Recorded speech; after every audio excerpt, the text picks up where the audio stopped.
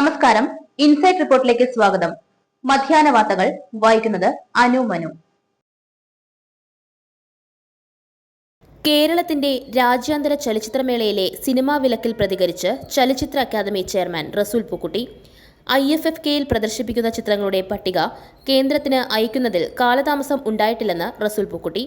കേന്ദ്ര സർക്കാർ വിലക്കിയ ചിത്രങ്ങൾ മേളയിൽ പ്രദർശിപ്പിക്കാനുള്ള തീരുമാനം ധീരമെന്നും ആവിഷ്കാര സ്വാതന്ത്ര്യത്തെ വിലക്കുന്നത് അംഗീകരിക്കാനാകില്ലെന്നും റസൂൽ പൂക്കുട്ടി പറഞ്ഞു.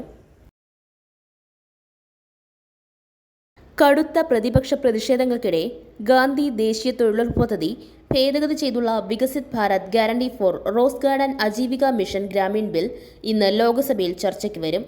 കഴിഞ്ഞ ദിവസം ബിൽ അവതരണത്തെ പ്രതിപക്ഷം ശക്തമായി എതിർത്തിരുന്നു. രാഷ്ട്രപിതാവ് മഹാത്മാഗാന്ധിയുടെ പേര് ഒഴിവാക്കിയതിനോടൊപ്പം വേതനത്തിന്റെ 40% ബാധ്യത സംസ്ഥാനങ്ങൾക്ക് മേൽ കെട്ടിവെക്കുന്നതാണ് ബില്ലെന്നാണ് പ്രതിപക്ഷത്തിന്റെ പ്രധാന ആരോപണം.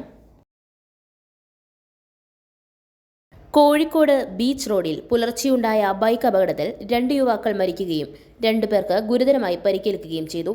കണ്ണൂർ സ്വദേശി മർവാൻ, കോഴിക്കോട് സ്വദേശി ജുബൈദ് എന്നിവരാണ് മരിച്ചത്. കണ്ണൂർ പിണറായിയിൽ ഇന്നലെയുണ്ടായ അപകടം ബോംബ് സ്ഫോടനമല്ലെന്നും പടക്കം പൊട്ടിയതാണെന്നും പിണറായി പോലീസ് FIRലാണ് ഇക്കാര്യം വ്യക്തമാക്കിയിരിക്കുന്നത്. കൈപ്പത്തി ചിതറിയ ആൾക്കെതിരെ ചുമത്തിയത് സ്ഫോടക വസ്തു അശ്രദ്ധമായി കൈകാര്യം ചെയ്തതിനുള്ള വകുപ്പാണ്. പുതുവർഷത്തെ വരവേൽക്കാൻ പടക്കം വേണ്ടെന്ന് കർണാടക.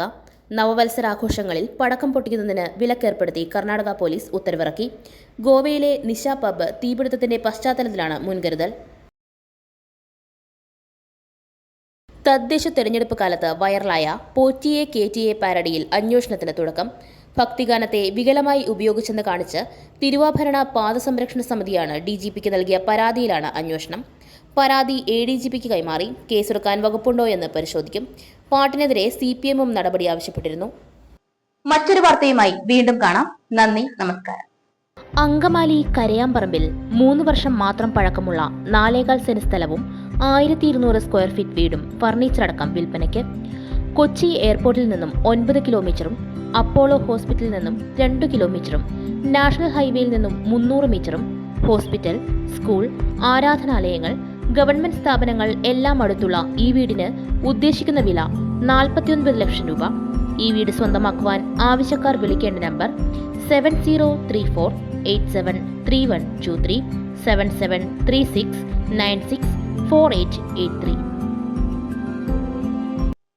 വാർത്തകൾ ചെറുതോ വലുതോ എന്നതിലല്ല കാര്യം. നിങ്ങളുടെ പ്രദേശത്ത് നടക്കുന്ന ഏതൊരു വാർത്തയും അതിന്റെ പ്രാധാന്യം ഒട്ടും ചോരാതെ തന്നെ നിങ്ങളിൽ നിന്നും ഞങ്ങളിലൂടെ ജനങ്ങളിലേക്ക് എത്തുന്നു.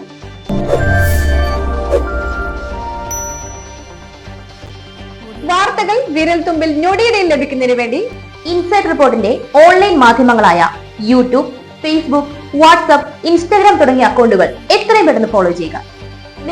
നേരത്തെ അറിയാൻ ഇൻസൈറ്റ് റിപ്പോർട്ട് നിങ്ങളിലേക്ക്.